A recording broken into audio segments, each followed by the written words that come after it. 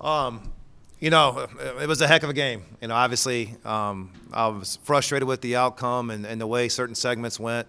And, it's a couple things. We had our opportunities there in the second half to make the play, make the stop, make the shot, make the free throw. And we didn't.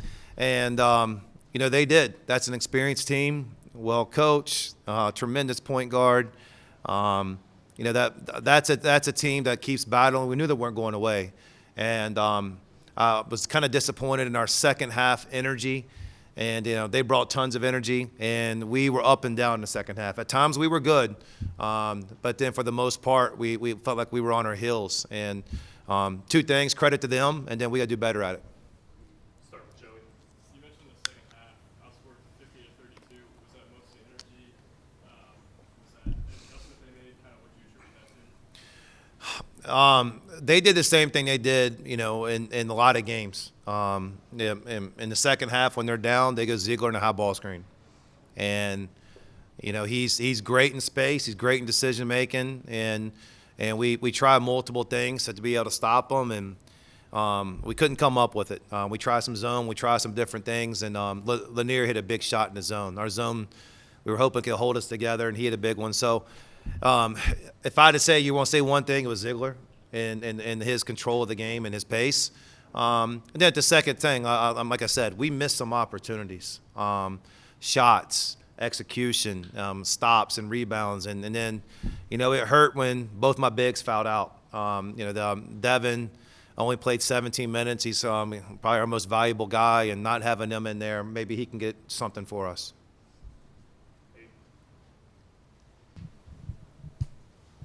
Obviously, closer game than the Oklahoma loss, but similar, you come out strong in the first half and then fade away in the second half. What is it about playing on the second half in a road that is such a challenge for you guys?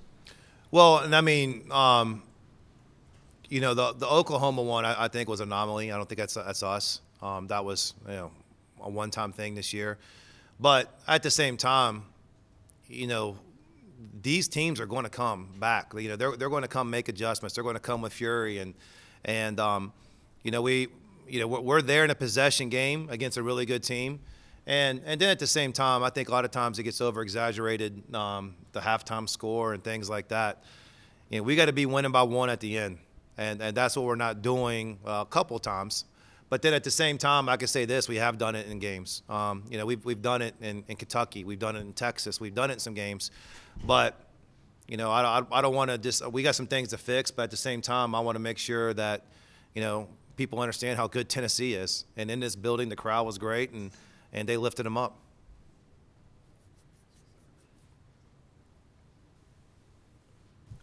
You saw significantly more fouls called right at the start of the second half. Are you seeing more fouls called in the second half of college basketball this season? And is that an adjustment?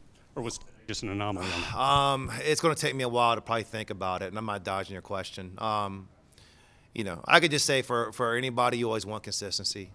And, just let it be the way it is from the first minute to the last minute. But I can't judge that in this game.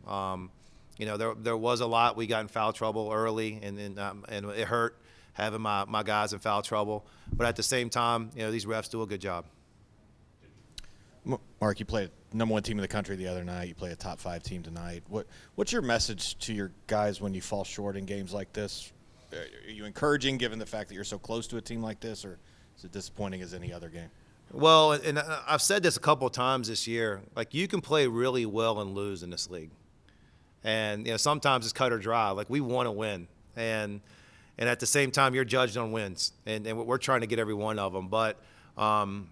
A lot of our losses this year, we haven't played poorly. You look at any team, and there's segments, and there's things you want back, and it's hard because the talent, the coaching, and everything else. But, one thing I just told our guys in the locker room is, we got to keep going, because sometimes success is one more step or two more steps. It's right around the corner. And, we're battling. We had good segments against Auburn, and we're battling today. A lot of times it's like, all right, we're not there, but you had the word yet. And, we got to keep going, and we're a good basketball team. And, you got to be really, really good to beat a team like Tennessee in this building, and we're not there yet. Coach, just right here in the first row, how would you evaluate Jalen Carey today and lately? He's been playing so well, rebounding and scoring really effectively. Is that something we can continue to see? Will you continue to expand his role? What can we expect? Yeah, I mean, I would expand him more if he didn't get in foul trouble. I mean, we needed him on the court, and we've had, I think maybe early on he was inconsistent, but I think we're finding consistency in his game right now. And our guys are looking for him more. He's doing a great job rebounding. He's as physical as anybody. And in this league, you need some guys that look like football players and play like football players because if not, you're going to go against other teams going to have some. They're going to bang you around. So he gives us some physicality and toughness, and we definitely need that. With Carey and McLaughlin fouling out, is there any way to insulate yourselves against that? Or is it just a physical team being a physical team? And then with Carey's energy, how do you evaluate that? Do you want him to be as energetic and as physical as he was today, or do you kind of channel that in another way at times? I mean, when somebody has positive emotion and energy, I want to keep that. And you need that, especially in an environment like this. We're lacking depth there. One of the guys I thought was going to be a contributor on this team hasn't played a minute. He's been out for the entire year, and he was another guy who gives us size and a good player. And we're undersized, but we're fighters. And Jalen Carey, he fights, he competes, and I'm not going to take that away from him. If I had another big, I would have loved to be able to have him. But we're good. We'll take the guys we got, and we'll go in, we'll compete.